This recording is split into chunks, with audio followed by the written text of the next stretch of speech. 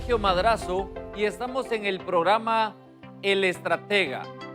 Hemos estado hablando en esta temporada de cómo hacer crecer la economía, teniendo claro, como nos enseña Pablo, que Dios es el que da el crecimiento y el que hace crecer.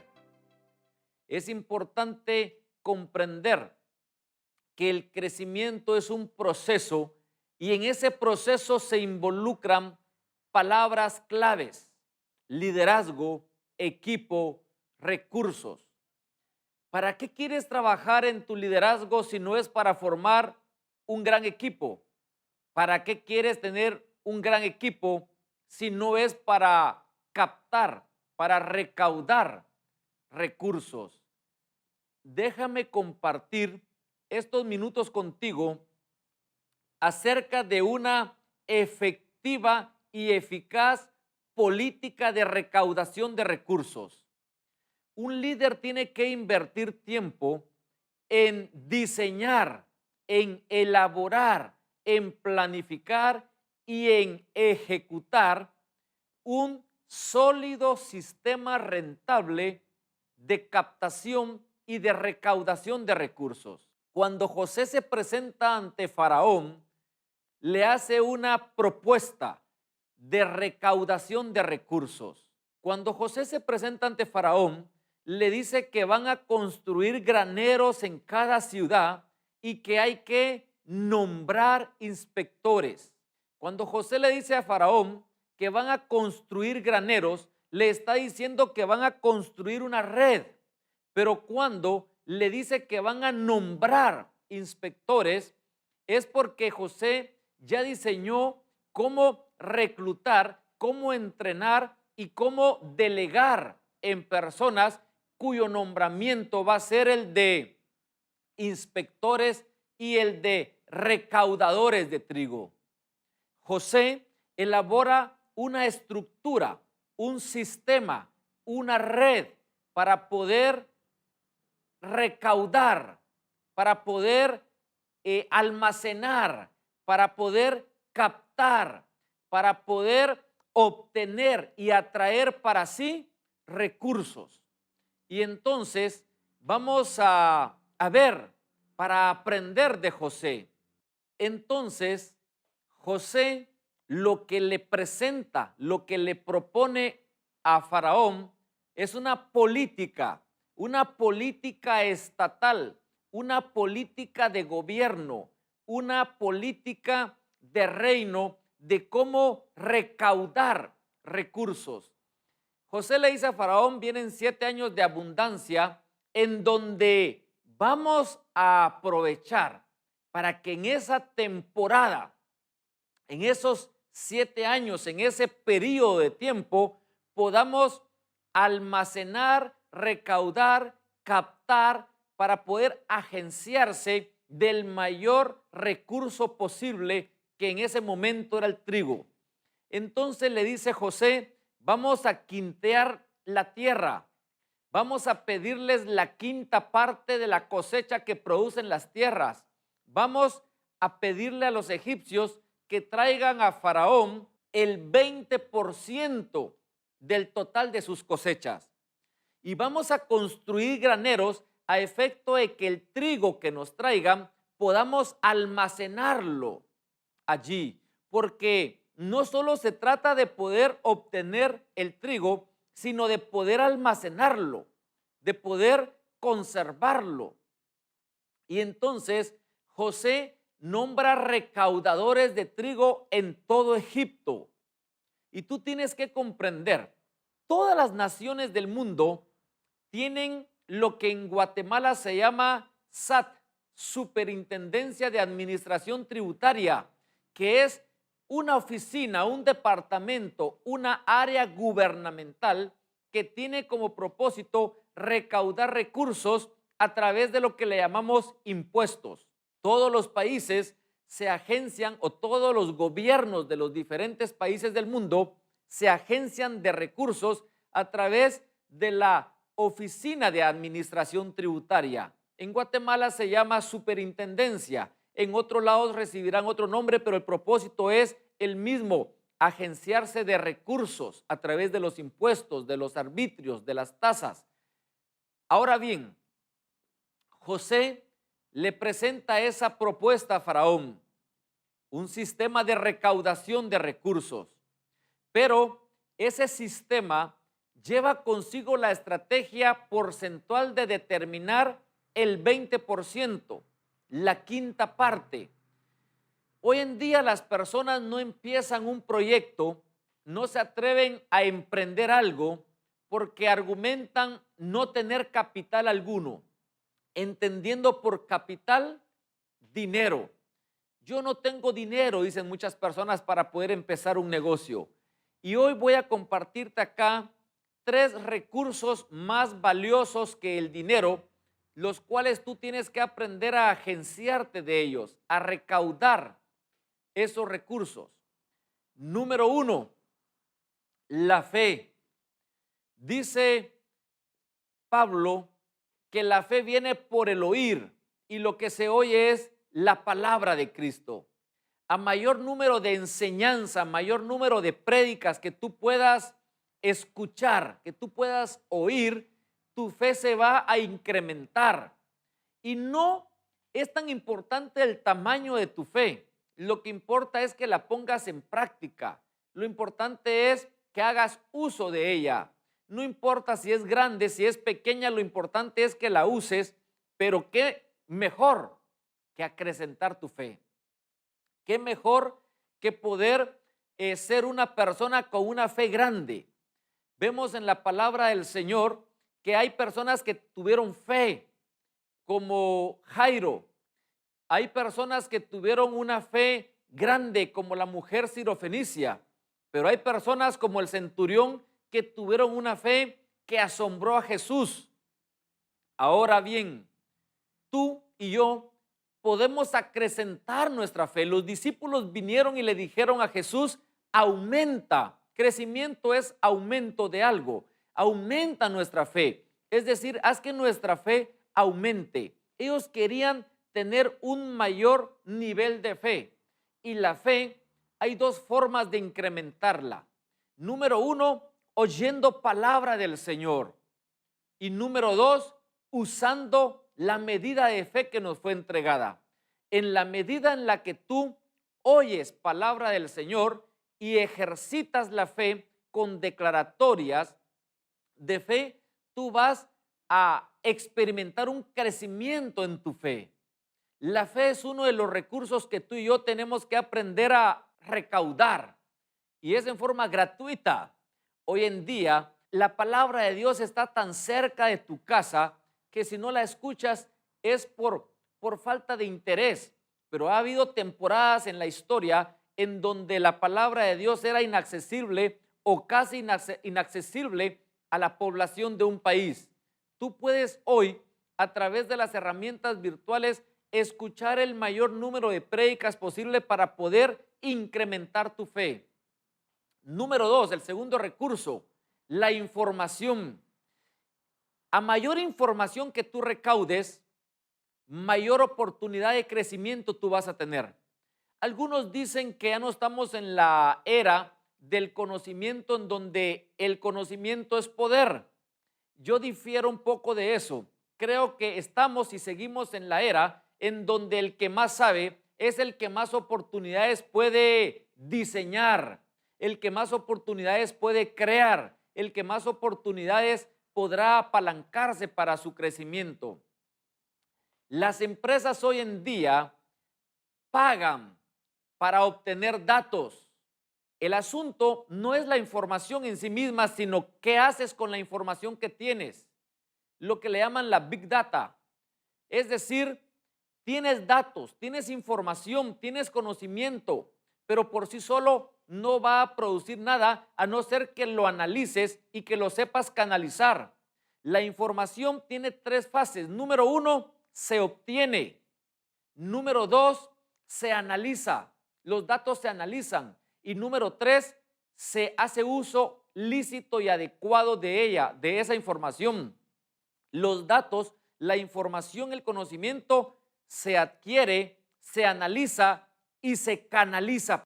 Muchas empresas hoy en día tienen departamento de análisis de datos. ¿Por qué? Porque los datos, la información, determinan las tendencias del mercado hoy en día. Analizar datos sirve para conocer tendencias, para saber cómo invertir, en dónde invertir, cuánto invertir. Claro que seguimos en la era en donde el conocimiento es poder. Cuando se obtiene, se analiza y se canaliza de la mejor forma. A mayor información que tú tengas en un negocio, mejores y mayores decisiones de inversionista vas a tener. Cuando tú llegas a un negocio y te enfrentas a una persona que maneja la información del negocio y tú no manejas la información de ese negocio, tú te vas a entregar solo. De tal forma que los datos y la información son un recurso para negociar.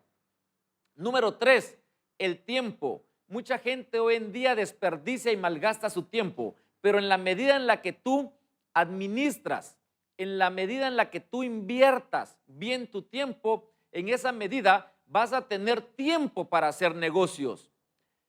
Hoy en día, para la gloria de Dios y por su misericordia, puedo decir que los mejores negocios de mi vida los he hecho porque he aprendido a recaudar 3 recursos: fe, información y tiempo.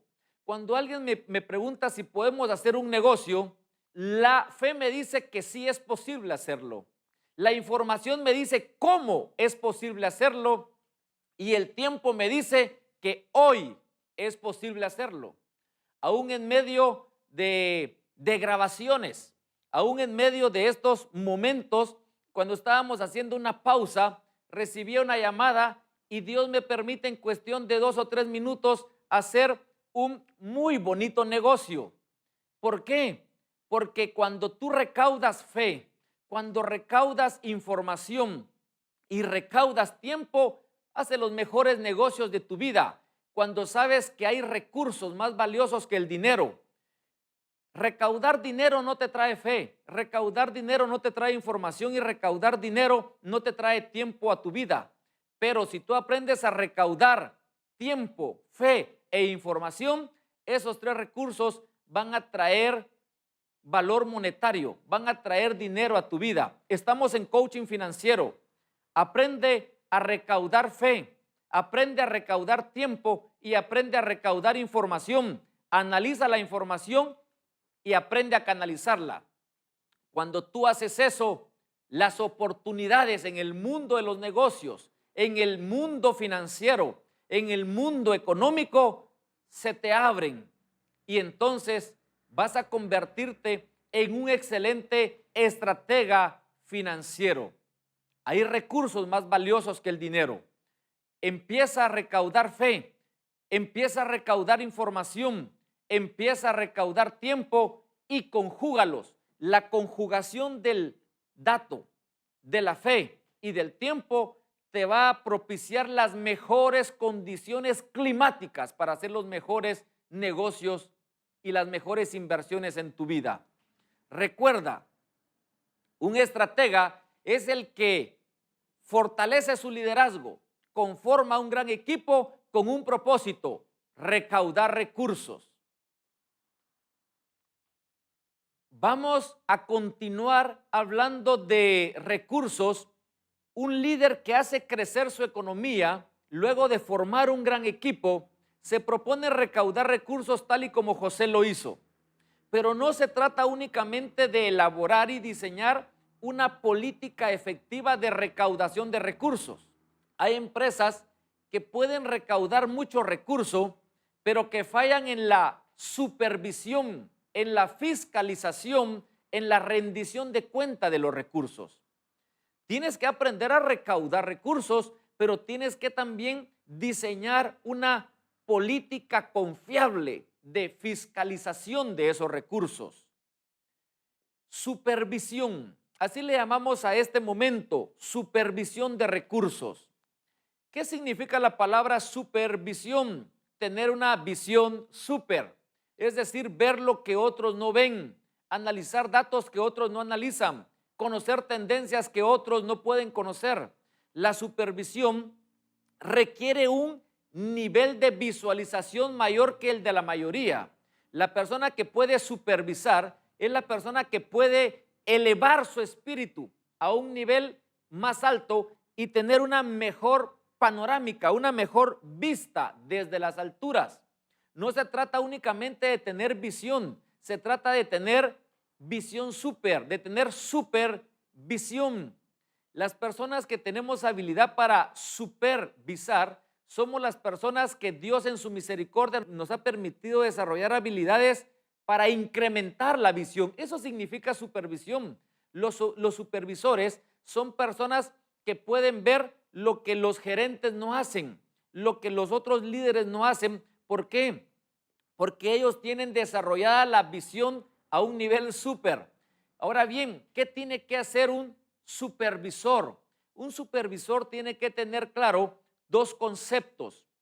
Número uno, que hay un departamento que recauda recursos. Número dos, el departamento de supervisión de recursos tiene que fiscalizar.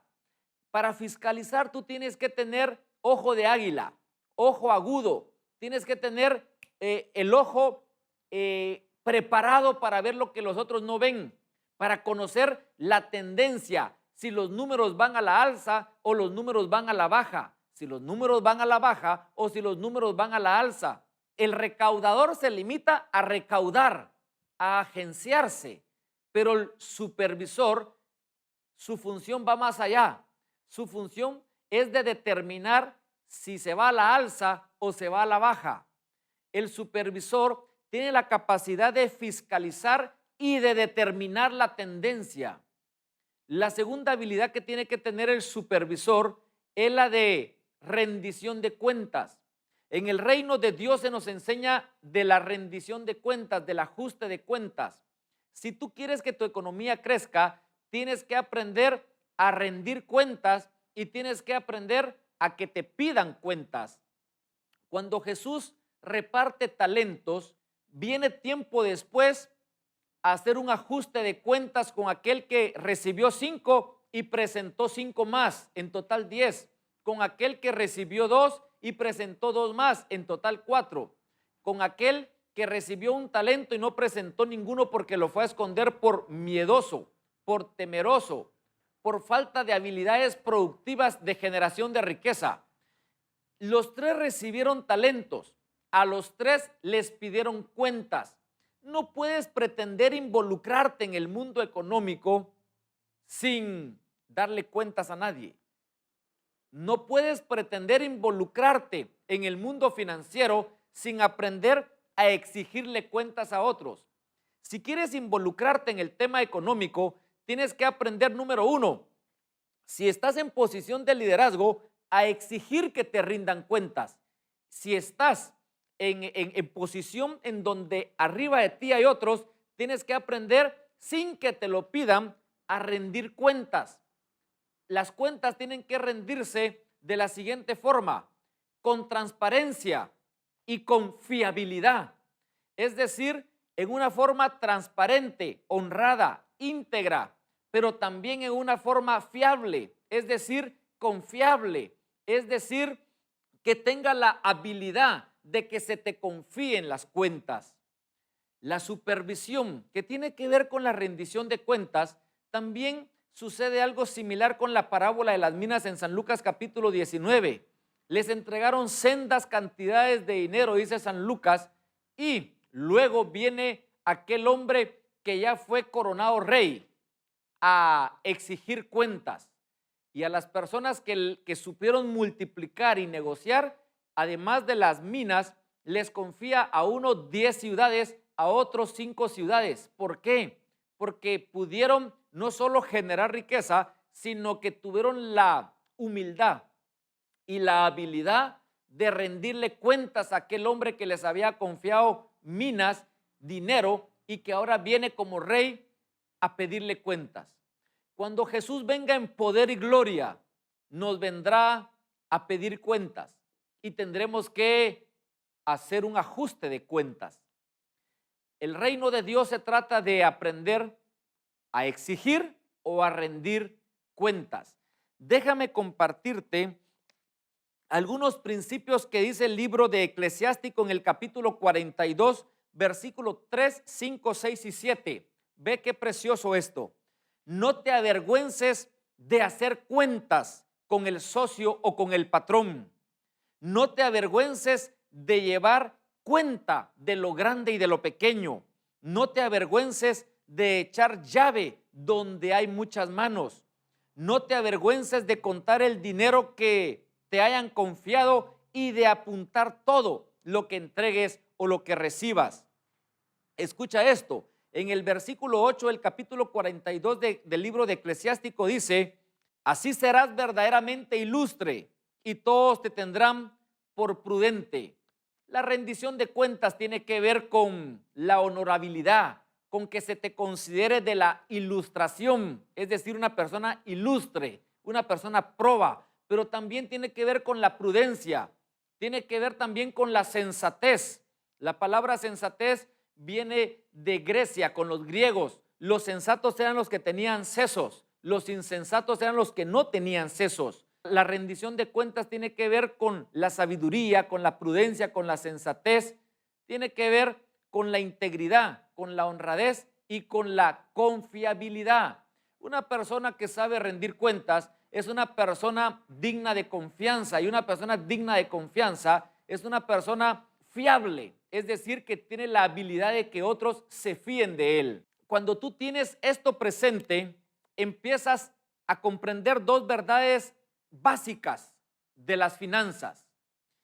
Número uno, hay que recaudar recursos. Número dos, hay que supervisar, fiscalizar la recaudación de los recursos a través de la rendición de cuentas.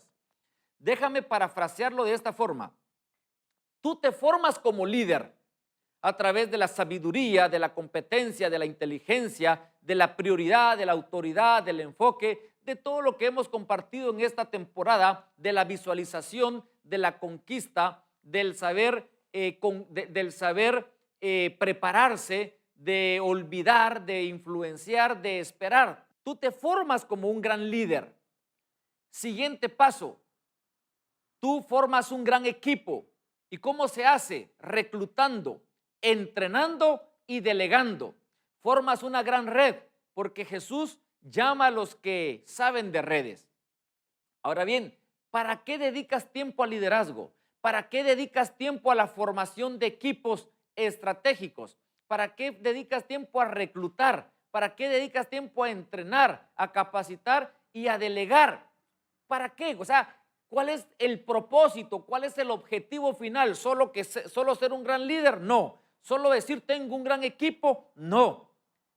El liderazgo y el equipo, si no aprenden a recaudar recursos, están jugando al liderazgo, están jugando a formar equipos.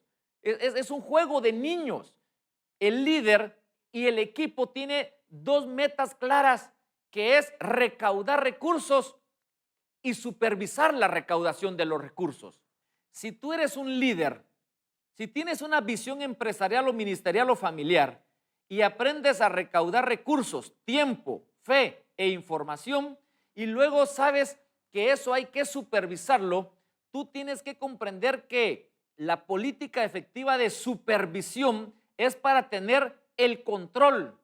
¿El control de qué? El control de 5 aspectos. Si tú no logras controlar estos 5 aspectos, no vas a pasar de sope a gavilán, como se dice en mi país. Pero si tú logras controlar estos 5 aspectos, tu crecimiento va a ser exorbitante. ¿Qué tienes que controlar? Número 1, tienes que tener bajo control tu tiempo para no padecer estrés. Tú tienes que mantener bajo control tu tiempo.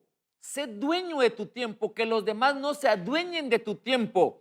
Tú determinas tu agenda, no la determinan los demás. No te dejes robar el recurso más valioso, que es el factor tiempo. ¿Qué tienes que tener bajo control? Tu equipo. Cuando hablamos de tener bajo control tu equipo, no me refiero a subyugarlos. Me refiero a tener el control de las funciones, de las actividades, de los objetivos, del rendimiento y de la visión de cada uno de los miembros de tu equipo. ¿Qué tienes que tener bajo control? Los gastos operativos. ¿De qué? De tu visión. ¿Qué tienes que tener bajo control? Tus sistemas. ¿Y qué tienes que tener bajo control? Tu flujo efectivo. si logras tener una efectiva política de fiscalización de los recursos para mantener bajo control tu tiempo, tu equipo, tus gastos operativos, tus sistemas y tu flujo efectivo, tu crecimiento está por pasar a un nivel óptimo, mayor y mejor, que es de economía creciente a economía globalizada. Dedica tiempo a desarrollar una efectiva y eficaz política de recaudación de recursos. Antes de recaudar dinero, recauda tiempo, fe e información. José lo que recaudó fue trigo. Los de Google lo que recaudaron fue información para luego ofrecerle a todo el mundo información. Facebook lo que recaudó fue datos para luego ofrecerle a todo el mundo datos. ¿Qué vas a recaudar tú? Algo tienes que recaudar. Y luego desarrolla una política efectiva, eficaz y confiable de fiscalización de los recursos, de rendición de cuentas. Eso te va a quitar afán, angustia, pesadez y estrés. Si aprendes a tener bajo control, a mantener bajo control tu tiempo, tu equipo, tus gastos operativos, tus sistemas y tu flujo de efectivo. La riqueza no se mide en dinero. La riqueza se mide en calidad de vida, en calidad de tiempo, en calidad de sueño y en calidad de salud. Escucha esto. Eclesiástico en el capítulo 31, versículo 1 y 2, dice de la siguiente forma: el insomnio del rico acaba con su salud. Sus preocupaciones ahuyentan el sueño. Las preocupaciones le impiden dormir, como una enfermedad grave le quita el sueño. Eclesiástico capítulo 30, versículo 15 y 16 preceptúa: la salud y el vigor valen más que el oro y que un cuerpo robusto. Escucha esto: la salud y el vigor valen más que el oro y un cuerpo robusto vale más que una inmensa fortuna. No hay mayor riqueza que la buena salud del cuerpo, ni mayor felicidad que la alegría del corazón. Eclesiástico capítulo 18, versículo 19 preceptúa: antes de caer enfermo, cuida tu salud. ¿Para qué vas a desarrollar una efectiva política de recaudación y de fiscalización de los recursos? Para atesorar tu tiempo, tu calidad de vida, tu sueño y tu salud.